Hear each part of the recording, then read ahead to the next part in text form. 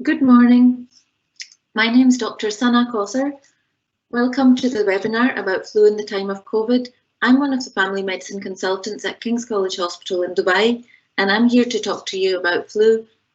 Obviously, nowadays it's become a bit more complicated than usual, so I'm about to talk to you about flu in the time of COVID pandemic. So basically, the main takeaway is that the whole world, the World Health Organization, the Centre of Disease Control, we've always known the importance of flu because the flu does have a burden on society, and we know that the most vulnerable can get more affected than everybody else, and the way it spreads. And all of these things have basically this year joined in with the fact that aside from the influenza, seasonal influenza, which we're used to every year, we've also got a pandemic. It's in the wider scene of a whole worldwide pandemic. Now, the thing is, the pandemic, the Covid-19, SARS-CoV, all the different names for it, it's basically altered the way that the flu is being spread. And actually, it's slowed down some of the transmission of the influenza, because there's a lot of travel restrictions, which means that people aren't, the flu virus won't be traveling around the world in the same way as much. I mean, people are still traveling, so it will still spread. The minute people move, the flu will spread. So that's still happening. But also the non-pharmacological interventions, which are hand washing, wearing masks, staying in social distancing, those are far more marked this year than they have ever been, which has actually cut down on the flu transmission. But as they get lifted in different stages by different countries and different restrictions start to get eased, we will probably see an increase in the influenza again. And the problem with this is now, with the influenza and the SARS-CoV having quite a lot of similar symptoms, the burden on the health service will be more when it starts to, ramp up again, or as people are talking about the COVID second wave, flu season coming in. So the burden is actually mostly on the healthcare systems, because when there's too much of either, then the sick number of people increases, even though most people that get it won't be so sick. And that's why what happens is we have to look after the most high-risk groups, which are the ones that will eventually need the most care. One of the highest risk groups for both the disease as well as spreading the influenza illness is actually the healthcare settings, because that's where people come to when they have their illnesses. So it's actually one of the highest priorities in flu season this year has been to protect the healthcare workers, because firstly, if the healthcare workers get sick, they can spread the disease even when they're asymptomatic, and also they have to be removed from the sort of caring side of things, and then they have to take time off. So it does place a burden on a system that actually really needs a lot of help at that time. So absenteeism in the healthcare workers and other care providers is a really big problem, and it was seen with the COVID-19 response. So basically, there's usually a limited supply of influenza vaccines across the world. And that means that we have to prioritize who gets them and who needs them more urgently than others.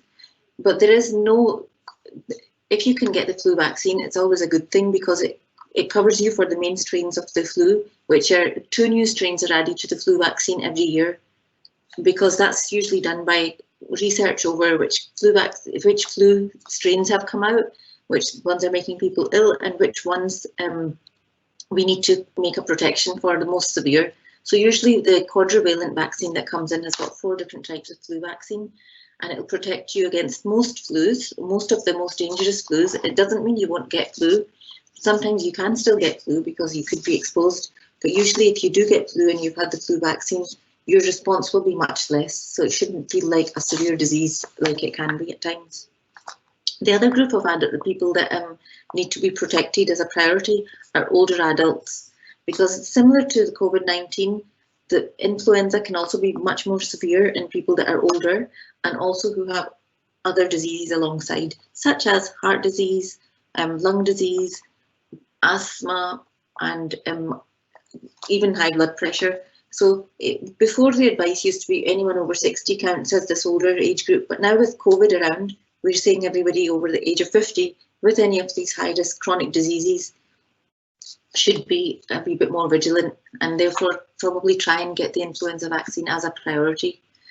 So just from the last 1 year, the burden of the influenza, as per the slide, will show you that there's probably about 56 million illnesses, between 40 and 56 million illnesses, about 20-something million medical visits, between around about 500,000 maybe flu hospitalizations, and between 25 and 60,000 flu deaths, and that's just a normal year with flu vaccine. And again, most of these usually are the more vulnerable, whose health has been more vulnerable, like very small children, pregnant women, and people with concomitant disease, or the elderly.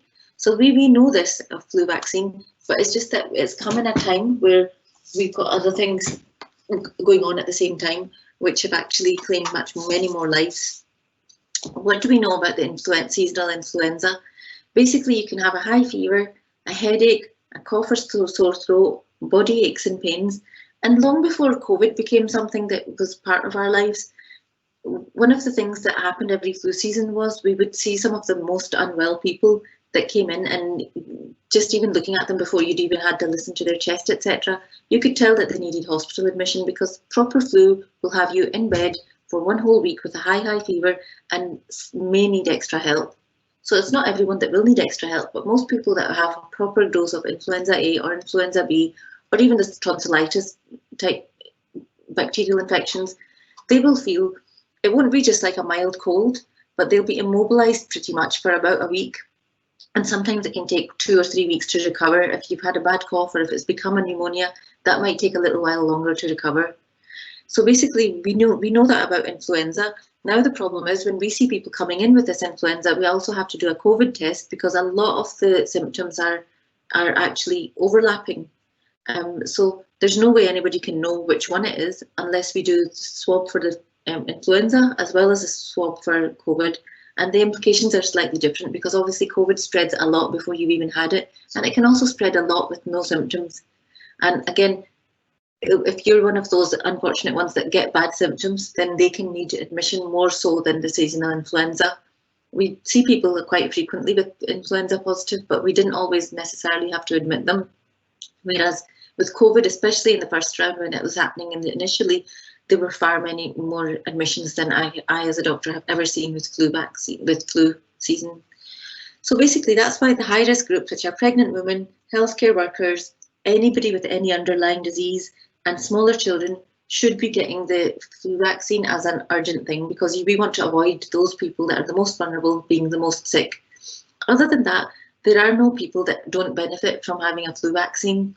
It's recommended for everyone, because to be protected would just mean that you would save yourself having to get ill, or the risk of getting more ill. And so basically, if anybody has signs of cough or cold, and the good thing with COVID is that everybody started washing their hands a lot more and paying attention to spread, and the masks will help the sort of transmission between two people. That if you're both wearing a mask, then the transmission is actually very low, which makes people a little bit more comfortable about going out and about in life. Normal things apply. You have to have plenty of rest, drink plenty of fluids, treat the symptoms that you get, because most flus are viral, and in fact flu is a virus. So most of the time you don't need antivirals, because your body can fight off viruses. If you were a high risk, vulnerable age group and then you had it, then sometimes we do prescribe antivirals, but most of my patients, I'll assess them, and if I feel quite comfortable about them, then I'll just encourage them to take things for the symptoms they're getting.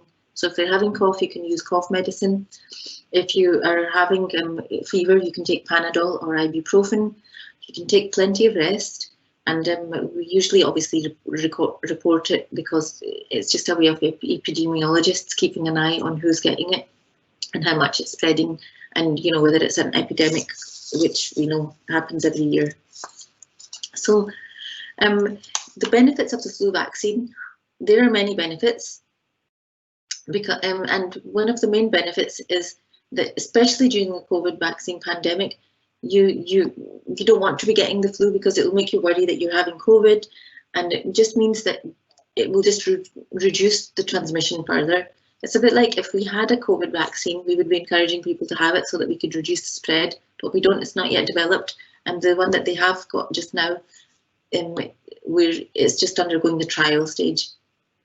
So the benefits are to reduce yourself and your family members getting seriously ill with flu symptoms, and it's also to protect the people around you, including the vulnerable people, that due to their age or due to their chronic health conditions, and it's to protect women during and after pregnancy.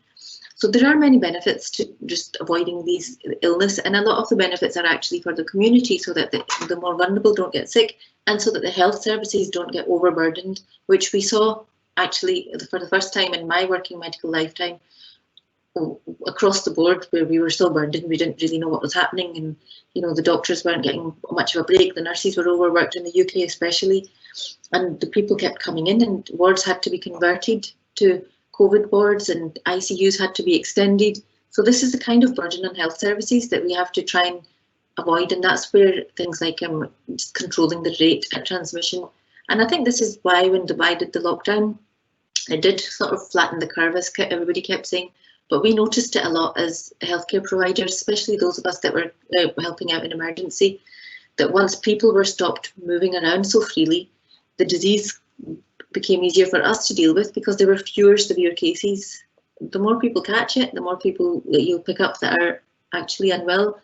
Even though most of the time when I see patients, I'll tell them that if you get it, but you're okay to stay at home, so you're not ill in a bad way, then that's actually okay, and there's no need to panic, because out of 100 people that do get positive, there will only be about 5 that are severe enough to need hospital admission. So I think there's actually quite a lot of psychological fallout from all of these different things going on, and all the information that's traveling the world regarding regarding COVID, and especially now with flu season. I mean, I know for certain in the UK and Europe, because the weather's much colder, everybody's a lot more worried, because if the flu spreads and the COVID spreads at the same time, it's already a tough time for healthcare services, because the UK health system is a national health funded service, and they're already usually working at capacity. So it's very important to try and reduce this and to try and make things easier for everyone. Other things I wanted to talk about was, can we do the next slide, Ali, please? I wanted to explain to you how the flu vaccine is developed every year, because I found it very interesting. It's not a very random process, and the research actually collates from the whole wide world. Like the people that are doing the research are collecting samples of whichever flu strains are going around, and they're, it's one of the few places where we're all working together. And then the flu vaccine that gets developed for a particular, like for the hemispheres, and so different hemispheres have different needs of which virus and which time that their flu season comes in. So it's actually a really interesting process. And then basically every year they have to develop a new one. So the first one from one year won't help in the year coming, because they have to basically find the culprits for the next season, the ones that are causing the most disease and the ones that are spreading around the most. And they usually form a vaccine with these new culprits, because they keep changing every year. And then we make different types of vaccines for different areas. So there'll be the southern hemisphere ones, and then there'll be the northern hemisphere, which we use. And they're agreed by the World Health Organization, which basically makes sure that what we're having is the best thing for that region, and it's effective, and it's worth preventing those particular strains of flu. There are standard flu shots, high-dose flu shots, which are recommended for elderly people, and then different flu shots made with virus grown in cell culture.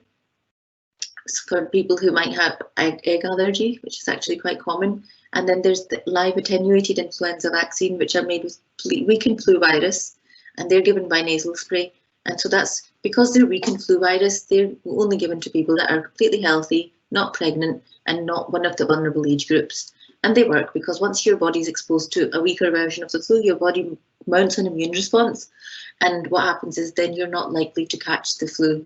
Like when you do meet the actual flu out in the community, like a lot of people do, your body's already got the immune response, so you'll probably get either very mild symptoms or no symptoms at all, because your body fights it off very quickly. So basically, as I said, the CDC, which is the Centre of Disease Controls, and the World Health Organization, they don't recommend any type over the other. It just depends on your age group and whether you've got any particular allergies, and whether you come into the high dose flu shot for the people who maybe are at higher risk. And this is just an interesting slide that I wanted to show you. because I didn't know how bored I would make you of this talk, but this just shows you how the process that influenza vaccine goes through before it's being developed. Obviously, you don't need to know all of these, but it is just to give you an overview of the fact that the data is collected all year round, and then basically it's analysed, and each one's analysed, and then they isolate each of the viruses that they might want to make flu vaccines, and then the production starts with them doing the antigenic analysis and the serological blood studies in the people who've had it. So yeah, it's quite an involved process. It's not just something that suddenly happens, and it's done amazingly well, to be honest, because so far, most years when we compared the figures of the flu with the protected population versus those that didn't get it, or the unwell population, we know that it makes a huge, enormous difference to how virulent or how much of a burden it's caused, and what the cost in lives and the cost in productivity and the cost in macro and microeconomics is from a disease like the flu. And I think actually that's become much more obvious to us this year when the pandemic basically brought the world to some kind of a standstill, and what had to be done, and it obviously had to be enforced with a lot of things because a lot of people weren't really sure what's going on. And in those things, we do have to take advice of the experts, of the virologists and the immunologists and the people who are involved in the preparedness of the world, because that's how we have to protect ourselves to stop things happening like happened back in the day with other pandemics where plagues and things, you could wipe out entire populations. So I think we kind of got a taste of why the healthcare providers advise things when they advise things, and the importance of hand washing, and the importance of spread, and the importance of vaccines actually also, and preventing all of this. I'm just wondering if anybody's got any questions throughout this talk that I've done, and if there is anything else that you would like me to discuss. What's happening in Dubai is we usually get the Northern Hemisphere flu vaccine as recommended by the World Health Organization, and it's not done in a public health way, the way it might have been done in places like the UK, where you'll be asked to come in for the flu vaccine. Here it's kind of left on advertising and the public's own research, and sometimes the government might encourage by way of adverts on how to stay safe and stay healthy. So basically, once you've done all of the basic things, avoiding close contact, and if you're sick, staying away from other people, staying indoors, etc., you will usually get adverts from your healthcare providers in Dubai, a lot of different people are doing them, to suggest to come in for a flu vaccine. And as a doctor, I recommend it. I recommend if you've got availability and you've got the option to do it, then it's definitely worth doing. And I think more people can understand that now, because it's just unpredictable. Everyone can catch the flu, but it's unpredictable who's going to get severely unwell. So apart from the obviously high-risk groups, nobody wants their elderly parents to get the flu. The rest of the people, there will still be some people that catch it in a more severe way. So for instance, with King's, we're waiting on the quadrivalent flu vaccine coming in, which should be within the next week or so. And once it comes in, we're going to be advertising, and we'll send usually messages out on social media, because that's how everything is done nowadays. And we'll probably have some kind of an offer, and we'll invite people to come in for flu vaccines. So it doesn't necessarily have to be with us, but if there's a facility near you that's offering flu vaccines, I would recommend that you make an appointment and get yourself protected, at least against this seasonal influenza, because this year, even if you get influenza, you'll probably end up thinking it's COVID or having to self-isolate as if it's COVID, so that even once you get better, your immune system might be more prone to catching COVID. And I think a lot of us have got through this season without being infected, and that's probably down to a lot of things: the social distancing, the hand washing, the wearing masks, which we never did before. So I think we need to keep letting it continue. As the slide suggests, there will always be droplets. The virus will be in the air, coronavirus will be in the air, influenza virus will be in the air. We can protect ourselves as best we can, and if and when the offer comes in to have a flu vaccine, I would be recommending everyone to go for it, get the flu vaccine, protect yourself from this flu season, which will be from now until summer next year. So it's worthwhile to try and protect yourselves, because in protecting yourself, and not catching it, you're actually also protecting the rest of the place too. So just to reiterate, we do recommend flu vaccine, and when it becomes available in your nearest healthcare provider, it's worthwhile doing it. And if you want to come and ask more questions, or you want to visit us, feel free. We're still consulting because we're doing it in as safe a way as possible. And if you feel unwell, go and see your family medicine doctor or your healthcare provider and let them assess the situation. And don't get into too much of a panic over things. This is not new. It's been happening throughout all of time, to be honest. But if you have any questions, or if you're getting particularly worried, come and see your healthcare provider. We're very happy to come and talk about it and help you out with any questions you have. Thank you very much. I'm Dr. Sana Kausar, and I will see you as and when you need.